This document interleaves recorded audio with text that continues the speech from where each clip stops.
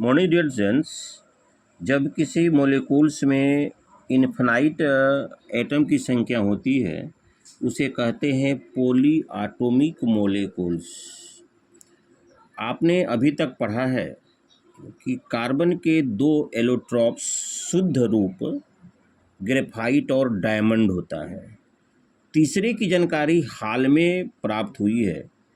हाल में ही कार्बन एक अन्य अपरूप का आविष्कार हुआ है जिसे बकमिस्टर फ्लोरेंस कहा जाता है।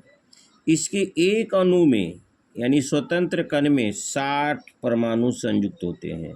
इसे रासायनिक सूत्र C60 द्वारा इसका आकार जो होता है स्फीयर टाइप का होता है, फुटबॉल चित्र है सब। ये सब कार्बन है, ये फुटबॉल की आकृति का, इसकी आकृति जो होती है फुटबॉल की आकृति का स्फीयर टाइप का होता है। और इसके पहले डायमंड और ग्रेफाइट के संदर्भ में ही हम लोगों को जानकारी थी। इसका आविष्कार कौन किया है? Buckminster Florence. इसी के नाम पर इसका नाम रखा गया है, बकमिस्टर फ्लोरीन के अणु C60 जो गेंद की तरह है। इसके बाद में कुछ और जानकारी इसमें आप लीजिए कि आपने यह जानते हैं कि अगर एक एटम होते हैं उसमें तो मोनो एटॉमिक मॉलिक्यूल्स कहते हैं, जैसे आर्गन हुआ। दो एटम्स होते हैं तो उसको डाई एटॉमिक जैसे O2 हुआ।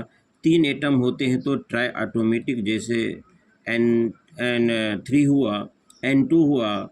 और इसी प्रकार से तीन है तो O3, ये ट्राई एटॉमिक।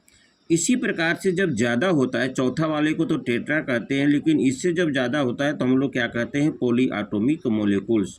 ये मोस्ट इम्पॉर्टेंट है क्लास 10th के लिए, जो कि पूछता है कि C60 क्या है, बकमिस्टर फ्लोरेंस क्या है, कार्बन के तीसरे अपरूप को किस नाम से जानते हैं, कार्बन के तीसरे रूप का स्वरूप कैसा होता है, तो फुटबॉल की आकृति का।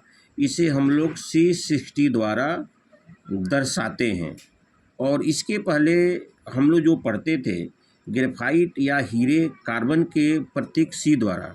कार्बन और डायमंड और ग्रेफाइट कार्बन से ही बने हैं, क्योंकि यह बहुपरमाणु का अणु कहलाते हैं, जिसको इंग्लिश में कहते हैं पोलो एटॉमिक मॉलिक्यूल्स। तो डियर स्टूडेंट्स, हमारे वीडियो को ऐसा आपको जरूर लगा होगा कि संतोषप्रद मैंने बताया, और आप हमारे वीडियो को लाइक, शेयर और सब्सक्राइब करेंगे। Thank you very much.